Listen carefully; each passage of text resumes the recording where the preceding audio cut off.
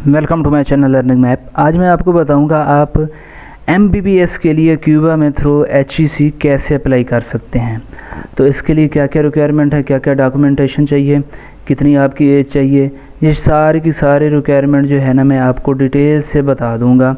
इस वीडियो को आपने एंड तक देखना है, तो एंड तक सारी डिटेल जो है ना मैं आपको बता दूंगा। ये एक कंट्री है जो कि USA के करीब है, तो उसमें आपने कैसे अप्लाई करना है थ्रू HEC। तो इसके लिए ये है कि सबसे पहले आपने गूगल क्रोम में जाना है, HEC टाइप करना है। तो HEC टाइप करने के बाद इसको सर्च करना है। तो ऊपर देखें ये HEC आ गया है। HEC की ऑफिशियल वेबसाइट को ओपन करेंगे, ये HEC का पेज ओपन हो गया। तो इसमें चले जाएंगे स्कॉलरशिप, 4 नंबर ये स्कॉलरशिप, इसमें आए जाएंगे। नीचे आप आएंगे लर्निंग अपॉर्चुनिटीज़ अब्रॉड, इसको क्लिक करेंगे तो ये स्कॉलरशिप ओपन हो गया। इसमें इस पेज के नीचे एक ऑप्शन होगा क्यूबा का, हाँ ये एक्टिव स्कॉलरशिप। तो पहले ऑप्शन को क्लिक करेंगे, one scholarship of under graduate study medicine by government of Cuba, इसको क्लिक करेंगे। ये पेज ओपन हो गया। तो अब इसमें टर्म एंड कंडीशन बताई जा रही हैं कि अगर आप अप्लाई करना चाहते हैं तो ये रिक्वायरमेंट जो है ना पूरी होनी चाहिए। अगर आपके पास आप ये रिक्वायरमेंट पूरी हैं तो फिर आप एलिजिबल हैं, आप अप्लाई कर सकते हैं। सबसे पहली जो बात की जा रही है इसमें वो ये है एट लीस्ट बेसिक एलिजिबिलिटी, मतलब अगर आप ये चीज़ें रिक्वायरमेंट पूरी हैं तो आप अप्लाई कर सकते, वरना आप अप्लाई भी नहीं कर सकते। अगर करेंगे तो कोई फ़ायदा नहीं है।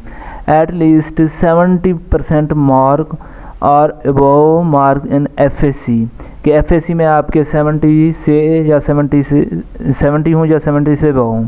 इसके अलावा 60% आपके होने चाहिए मैट्रिक में जो आपके मार्क्स होने चाहिए, मैंने दोबारा भी दिखा दिया, एट लीस्ट 70 मार्क्स और अबव इन FSC। और इसके अलावा जो हैं 60% मार्क्स आपके होने चाहिए किसके अंदर, मैट्रिक के अंदर। इसके बाद कौन, ऑल पाकिस्तानी एंड AJ के आज़ाद एंड जम्मू कश्मीर नेशनल के, आज़ाद एंड जम्मू कश्मीर के पर्सन भी लोग भी इसमें अप्लाई कर सकते हैं, जिनकी एज कितनी हो 18 to 22 ईयर, मतलब 18 से लेकर 22 साल हो। अच्छा, इसमें है date of application are eligible to apply, मतलब ये कि जब आप अप्लाई कर रहे हैं तो आपकी एज 18 से ज़्यादा और 22 से कम होनी चाहिए उस दिन जिस दिन आप अप्लाई कर रहे हैं। तो इसमें हो सकता है कि एक दिन भी ऊपर नीचे नहीं होना चाहिए आपका। ये दूसरी कंडीशन है। तीसरी इसमें क्या टर्म एंड कंडीशन है, तीसरी ये है कि final selection will be based on open merit, कि इसमें एक ओपन मेरिट, जैसे आप पाकिस्तान में एंट्री टेस्ट वगैरह देते हैं ना, तो ये चीज़ें नहीं होगी, ओपन मेरिट होगा कि जिसके मार्क्स ज़्यादा होंगे वही एलिजिबल हो जाएगा।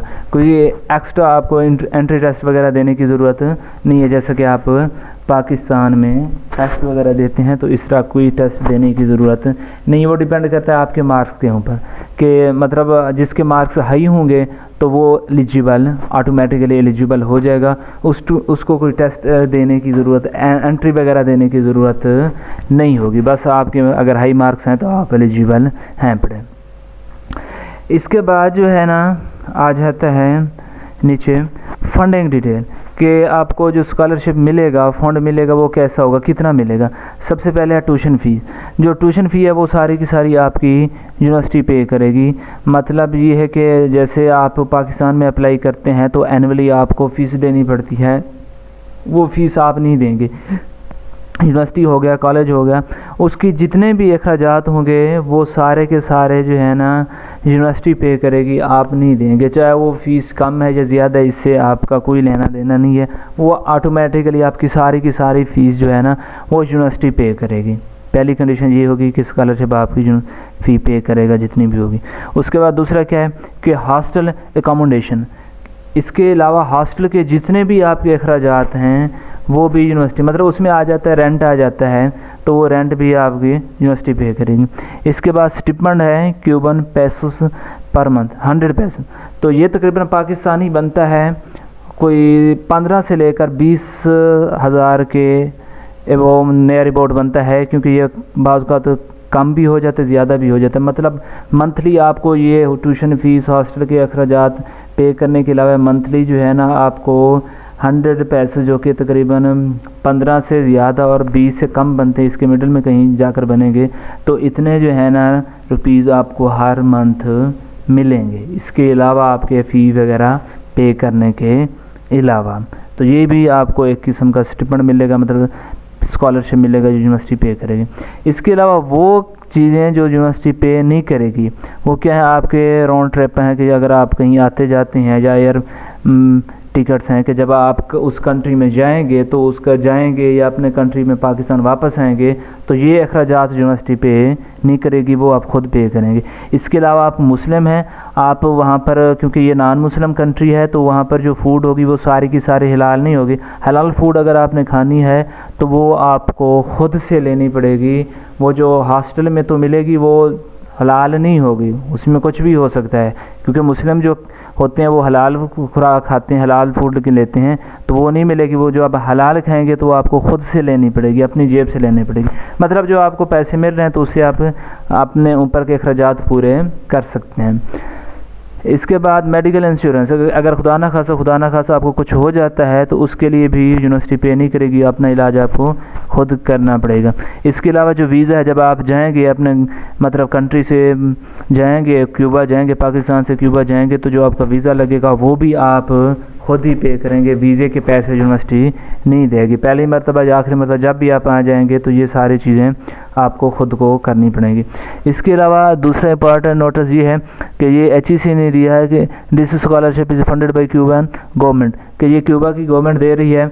अगर कोई कंडीशन ऐसी हो जाती है, खुदा ना खास्ता आपको कोई डिजीज़ हो जाती है या कोई और टर्म बन जाती है कि आप अपने एक्सपेंसिव जो है ना अफोर्ड नहीं कर पाते, तो HEC कुछ भी आपको नहीं देगी, आपको खुद से पे करने पड़ेंगे। ये क्यूबा को वो कहते हैं, HEC कहते हैं कि ये क्यूबा का स्कॉलरशिप है, तो इसमें HEC कुछ भी पे नहीं करेगी, ये सारा कुछ आपको खुद ही पे करना पड़ेगा। खुदा ना खासा कहीं जो एक्सपेंसिव बढ़ जाते हैं, इंक्रीज़ हो जाते हैं, तो जो भी एक्सपेंसिव होंगे वो आप खुद बर्दाश्त करेंगे। HEC आपको कोई स्कॉलरशिप नहीं देगी। जो भी स्कॉलरशिप है वो क्यूबा की गवर्नमेंट देगी। अगर उसमें आपके एक्सपेंसिव पूरे हो गए तो ठीक है, अगर इंक्रीज़ होने लगे तो आप खुद पे करेंगे, HEC नहीं देगी। अच्छा, इसके बाद एप्लीकेशन प्रोसीजर कि आप अप्लाई कैसे करेंगे, तो आप ये वेबसाइट दी कि इस पर जाएंगे। ये मैं आपको इसके ऊपर एक और वीडियो बनाऊंगा और ये सारा कुछ डिटेल के साथ स्टेप बाय स्टेप एक एक स्टेप करता जाऊंगा, आपको दिखाता जाऊंगा और बताता जाऊंगा। लेकिन इससे पहले हम देखेंगे टर्म एंड कंडीशन के इन जो नीचे दिया गया in case of short listing के कब आप अप्लाई कर सकते हैं।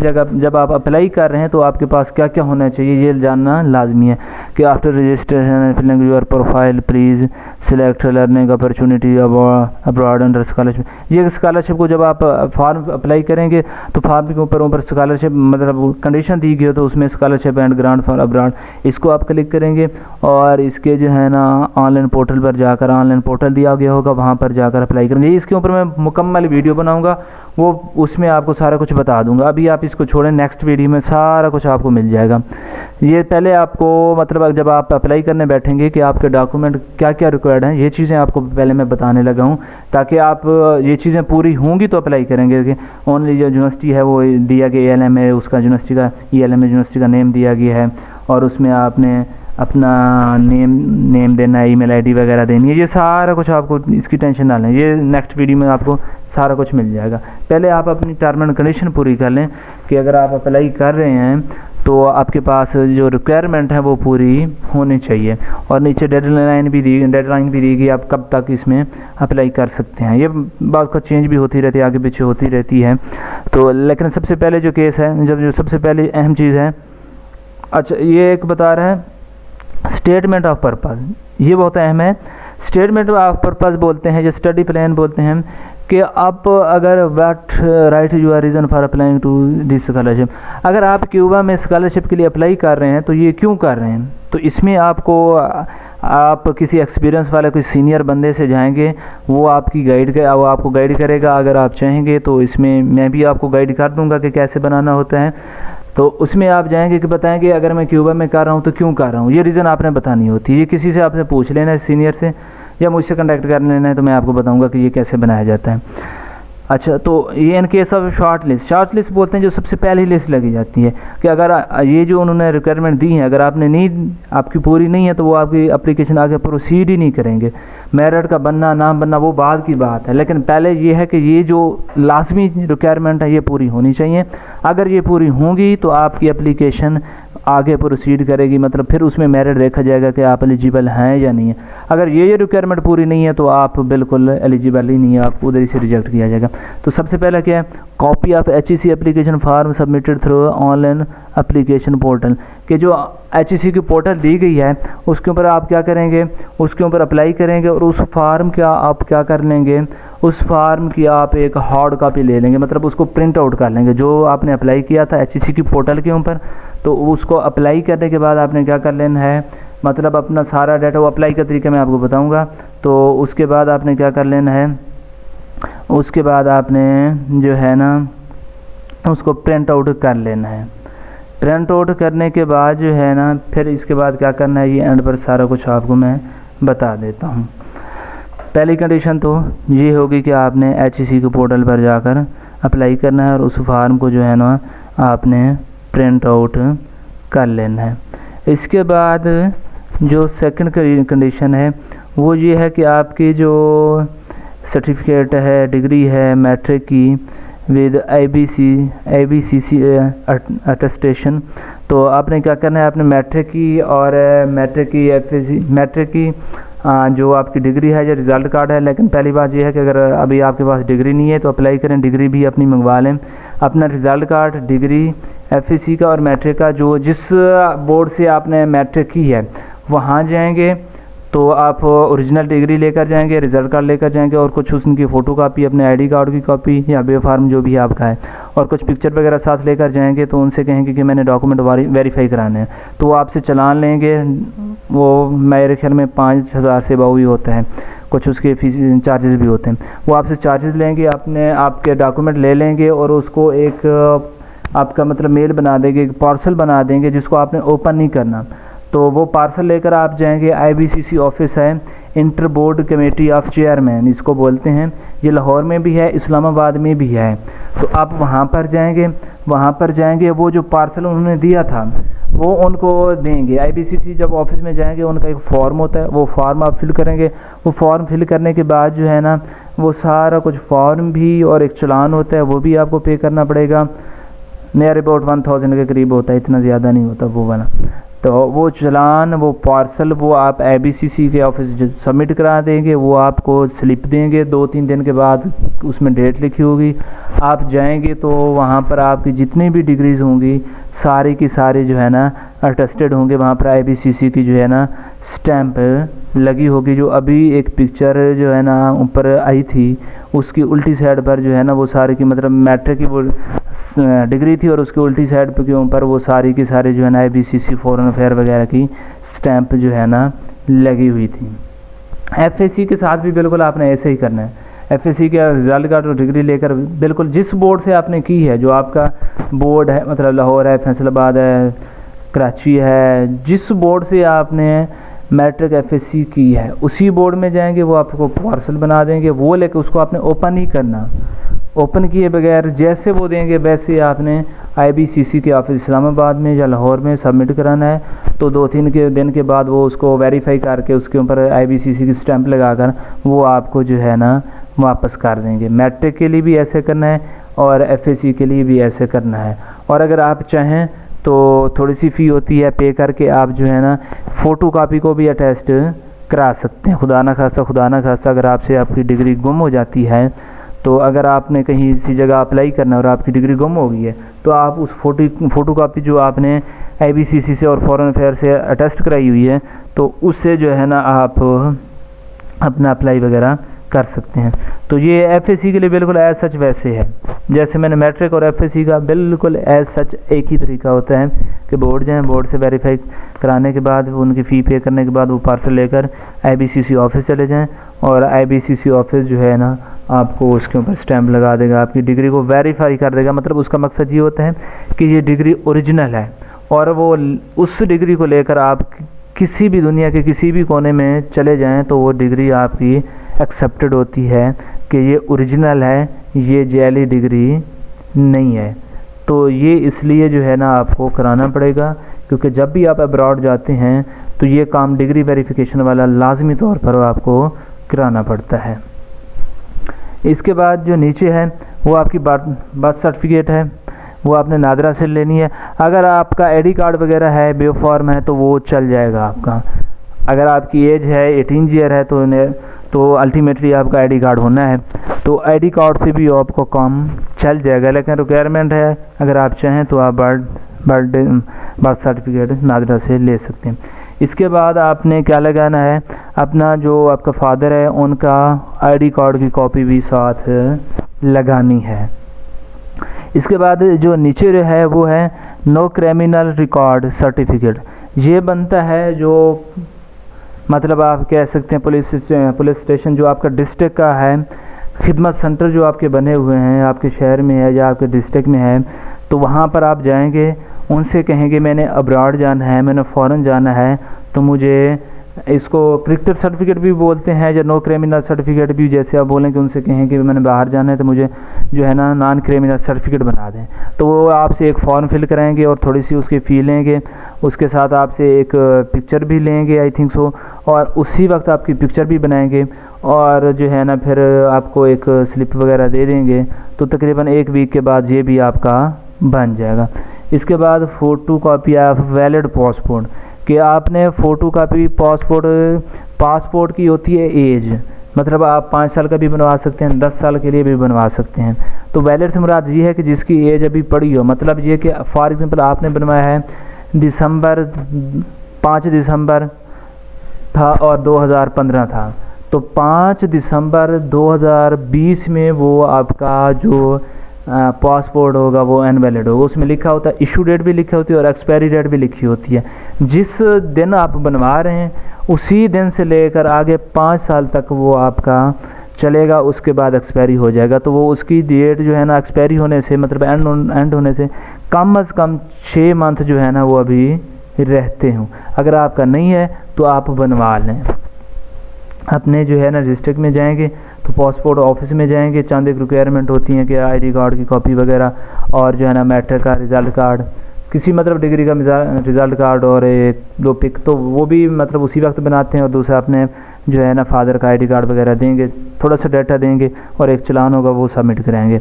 इसके बाद होता है original medical certificate with report of HIV and AIDS. ये होता है कि इसको बोलते हैं फिज़िकल फिटनेस फॉर्म भी बोलते हैं।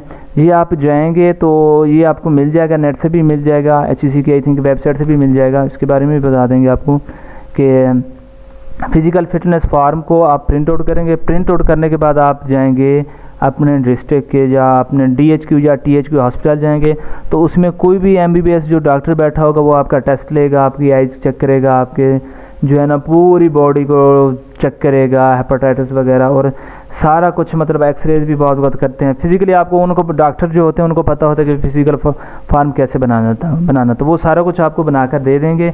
लेकिन एंड आपने क्या करना है, HIV और एड की साथ रिपोर्ट भी लगानी है। वैसे तो कोशिश करें जितनी भी रिपोर्ट हैं साथ रिपोर्ट जो आपने कराई है वो लगा दें, नहीं तो HIV और एड की आपने लाजमी तौर पर रिपोर्ट लगानी है। और दूसरा क्या है कि MBBS डॉक्टर से ये सारा कुछ कराने के बाद जो उसका मेडिकल सुप्रिटेंडेंट MS उसको बोलते हैं, वहाँ पर ऑप्शन होगा उस फार्म के ऊपर कि आपने MS से फिर दोबारा साइन कराने और उसकी स्टाम्प भी लगवानी है। मतलब एक तो जो डॉक्टर के साइन भी होंगे, जो वहाँ पर जो इसने आपकी जो है ना वो की है टेस्ट वगैरह की है, चेकअप की है उसके, और उसके अलावा जो उस हॉस्पिटल का MS है, ताकि पता चले कि ये जो रिपोर्ट बनी है सारी लीगल है, इलीगल नहीं है। तो इस वजह से MS के भी साइन इसके ऊपर लाजमी तौर पर होंगे। तो ये साइन आपने करवा लेने हैं। अगर साइन नहीं कराएंगे, ऐसे आपने फिलअप कर लिया है, डॉक्टर के साइन नहीं है या MS के साइन नहीं है, तो वो फिर आपका वैलिड ही नहीं होता। और रिपोर्ट भी आपने साथ लाजमी तौर पर लगानी होती। बेहतर तो ये है कि जितनी भी आप रिपोर्ट करें वो सारी की सारी जो है ना आप उसके साथ स्टेप कर दें। ये PDF बनाए जाते हैं, ये मैं आपको बता दूंगा जब आप अप्लाई कर रहे होंगे तो वो सारा कुछ आपको बताऊंगा कि ये फ़ाइल की क्या करती हैं, सबको PDF बनाकर ना एक ही फ़ाइल के अंदर मर्ज किया जाता है कि जब आप बनाएंगे ना PDF बनाएंगे फ़िज़िकल फिटनेस फार्म की, तो उसके अंदर जो रिपोर्ट्स होंगी उनको भी मर्ज करके एक ही जो है ना फाइल के अंदर आपने सबको मर्ज कर देना है। इसके बाद क्या है कि वो mention document are only required from short list applicant via email, no need to send copy of hard copy to HEC। ये जितने भी डॉक्यूमेंट रिक्वायर्ड हैं, ठीक है, इनको आपने क्या करना है, इनको आपने हार्ड फॉर्म में नहीं सेंड करना है, इनको आपने क्या करना है, प्रिंट आउट करने के बाद इनको स्कैन करना है। स्कैन करने के बाद आपने क्या कर देना है, स्कैन करने के बाद आपने इसको HEC की वेबसाइट पर आपको मेल ID बताएंगे तो उसमें आपने सेंड करना। जब ये अप्लाई कर रहे होंगे तो ये सारा कुछ मैं आपको बता दूंगा। जो आपका HEC का फार्म होगा ना पहला पॉइंट, उसमें वो आप क्या करेंगे, प्रिंट आउट करेंगे। प्रिंट आउट करने के बाद उसके ऊपर आपने साइन करेंगे। वहाँ पर ऑप्शन होगा साइन ऑफ एप्लीकेंट या साइन ऑफ स्टूडेंट कैंडिडेट, इस तरह एंड पर ऑप्शन होगा कि स्टेटमेंट जो उसमें दी गई, स्टेटमेंट ऑफ पर्पस दी गई होगी, तो उसमें आप क्या करेंगे, उसमें आप साइन करेंगे। साइन करने के बाद आप फिर इसको ईमेल कर देंगे। ये भी सारा कुछ ईमेल में ट्यूटोरियल में आपको दिखाऊंगा। पहले आप टर्म एंड कंडीशन देख लें। ये था ऊपर था term and condition in case of short listing. अब है in case of provisional selection कि अगर आप ये रिक्वायरमेंट मतलब जो ऊपर दी गई थी पूरी कर लेंगे तो फिर उसके बाद आपका क्या बनेगा, प्रोविजनल मतलब दोबारा आपका रिव्यू होगा और उसमें आपका मेरिट वगैरह देखा जाएगा। अगर ऊपर वाली टर्म एंड कंडीशन आप पूरी नहीं करेंगे तो आप कोई एप्लीकेशन ही आगे प्रोसीड नहीं करेगी। तो इससे क्या है, जो आपकी मैट्रिक की लेवल डिग्री है वो उसमें आपने क्या करना है कि एक मार्कशीट से मुराद है जो आपको रिज़ल्ट कार्ड दिया जाए, तो उसके बाद आती है डिग्री। रिज़ल्ट कार्ड भी डिग्री भी वो तो आपने IBCC से तो वेरीफाई करा लेने हैं, ठीक हो गया। उसके बाद एक ऑफिस होता है फॉरेन अफेयर का, तो आपने क्या करना है, फॉरेन अफेयर उन लोगों के लिए रिक्वायर्ड होता है, मतलब वेरिफिकेशन अपनी कंट्री में चलता है। फॉरेन अफेयर अगर आप किसी भी कंट्री जाते हैं, बाहर जाते हैं, अप्लाई करते हैं तो अपनी डिग्री को फॉरेन अफेयर एक ऑफिस होता है, ये भी लाहौर में भी है, इस्लामाबाद में भी है। वहाँ आप जाते हैं, वहाँ पर उनकी अलहदा से स्टैंप लगती है, वो अलहदा से आपकी डिग्री को जो है ना क्या कर देते हैं, वो अलहदा से आपकी डिग्री के ऊपर स्टैंप लगाते हैं और वेरीफाई करते हैं। ये काम आपने अलहदा से करना है। मतलब IBCC से अगर आपने वेरीफाई करा लिए, उसके साथ साथ आपको फॉरेन अफेयर से भी जाकर वेरीफाई कराने पड़ेंगे मैट्रिक का। FSC के साथ भी ऐसे ही करना है। तो जो नीचे पॉइंट दिया गया दूसरा, उसमें क्या है, उसमें ये है कि सर्टिफाइड ट्रांसलेशन ऑफ SS जो मैट्रिक का है, जो आपका O लेवल की मार्कशीट है और डिग्री है, उसको आपने क्या करना है, उसको आपने करना है चेंज करवाना है स्पेनिश लैंग्वेज में। एक तो आपकी डिग्री होगी इंग्लिश में, लेकिन उसको आपने कन्वर्ट कराना है, उसको ट्रांसलेशन हो जाती है, ये भी करेगा IBCC ही करेगा। और उसको IBCC के ऑफिस से ट्रांसलेट कराने के बाद, स्पेनिश लैंग्वेज में ट्रांसलेट कराने के बाद आपने उसको क्या करना है, उसको फॉरेन अफेयर से भी जाकर वेरीफाई कराना है। तो पहले तो आपने अपनी ओरिजिनल जो डिग्री आपकी थी इंग्लिश में, उसको आपने IBCC से भी वेरीफाई कराया, फॉरेन अफेयर की भी जो है ना स्टैंप आपकी डिग्री के ऊपर लग गई। उसके बाद आपने क्या करना है, IBCC से उनको क्या करेंगे, स्पेनिश में ट्रांसलेट कराएंगे। स्पेनिश में ट्रांसलेट कराने के बाद दोबारा उनके ऊपर जो आपने ट्रांसलेट कराई है उनके ऊपर भी जो है ना आप फॉरेन अफेयर की स्टैंप लगवाएंगे। इसी तरह जो FSC की डिग्री है उसके साथ भी बिल्कुल ऐसे ही करना है, उसको भी जो है ना डिग्री भी और जो रिज़ल्ट कार्ड था वो उन दोनों को आपने क्या करना है, IBCC ऑफिस जाएंगे, वहाँ से ट्रांसलेट करेंगे। ट्रांसलेट वो आपको स्पेनिश में कन्वर्ट, मतलब सारा डाटा वही होगा, उसको कन्वर्ट कर देंगे स्पेनिश लैंग्वेज में। आपकी डिग्री इंग्लिश में होंगे, आपका नाम, आपके मार्क्स, वो सारा कुछ स्पेनिश में जो है ना कन्वर्ट कर देंगे। वो IBCC का काम है, बस आपने उनको दे देना है, जो उनकी फ़ी वगैरह होगी वो आपने पे कर देनी है। उसके बाद जो वो आपको देंगे, मतलब ट्रांसलेट करके देंगे स्पेनिश लैंग्वेज में, उसको लेकर आप दोबारा जाएंगे फॉरेन अफेयर तो, और फॉरेन अफेयर भी स्टैंप लगाएंगे। फॉरेन अफेयर का काम आपका एक दिन में हो जाएगा, ये काम इतना मुश्किल नहीं होता। इसके बाद हायर सेकेंडरी की मतलब FSC की, मैट्रिक की, दोनों की डिग्री को आपने ओरिजिनल को जो है ना वेरीफाई IBCC से कराने के बाद दोबारा आपने ट्रांसलेट को भी क्या करना है, फॉरेन अफेयर का स्टैंप लगवाना। इसके बाद कॉपी ऑफ पासपोर्ट, जो आपका ओरिजिनल पासपोर्ट है जिसकी अभी डेट पड़ी है, तो वो भी कापी आपको रिक्वायर्ड है। और इसके अलावा 1/1 की आपको कुछ पिक्चर भी, तकरीबन नियर अबाउट 10 पिक्चर भी आपको ज़रूरत है।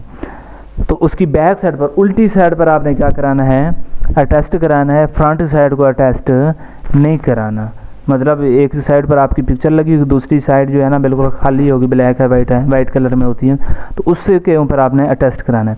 इसके बाद जो आपका हेल्थ, ये तकरीबन वही ऊपर वाली चीज़ें हैं।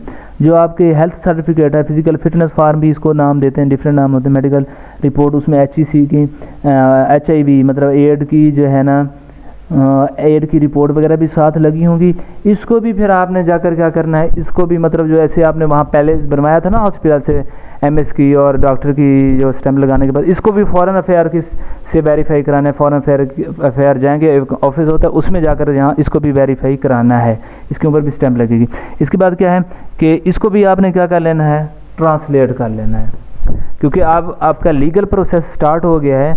तो इसके लिए आपको क्या करना पड़ेगा, जितनी भी आपकी डिग्री वगैरह हैं उनको ट्रांसलेट कराना पड़ेगा स्पेनिश लैंग्वेज में। अच्छा, इसके बाद जो है पुलिस क्लियरेंस सर्टिफिकेट बोलते हैं, जो original police verification clearance certificate या इसको क्रिकेटर सर्टिफिकेट भी बोलते हैं, वो आप जाएंगे वो आपको बता देंगे।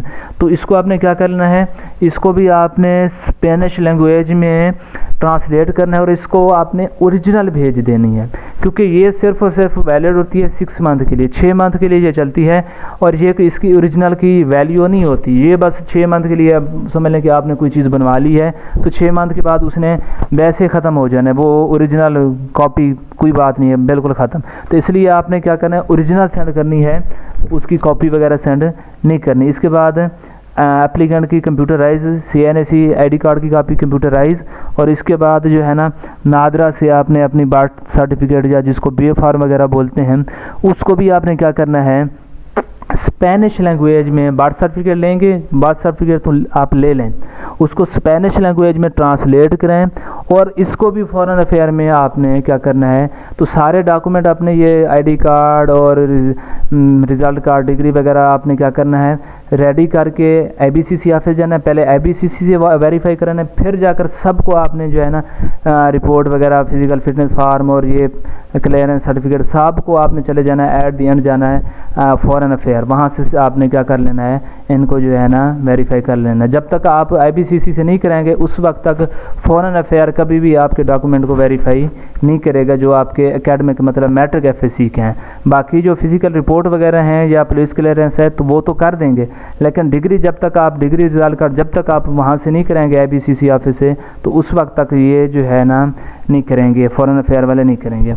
उसके बाद ये है, थोड़ा बहुत तरीक़ाकार है कि incomplete application without above mention document. अगर आपने अबाउट जो ऊपर डॉक्यूमेंट दिए गए हैं तो इनको अगर आपने क्या किया है, ये इसी तरह रिक्वायरमेंट पूरी नहीं की या पूरे डॉक्यूमेंट नहीं ले गए, तो ये आपकी एप्लीकेशन क्या हो जाएगी, रिजेक्ट हो जाएगी। इसके बाद जब आपके डॉक्यूमेंट पूरे हो जाएंगे, अप्लाई करेंगे, अप्लाई करने के बाद required to appeal NEB examination and must fulfil the all laid on requirement, मतलब जो भी रिक्वायरमेंट है उनको पूरा करना होगा। ये आपका एक टेस्ट होगा, मतलब टेस्ट होगा, इंटरव्यू वगैरह होगा। ये इसके बारे में जब हम अप्लाई कर लेंगे तो इसमें क्या करना है, ये सारा कुछ जो है ना मैं आपको बता दूंगा।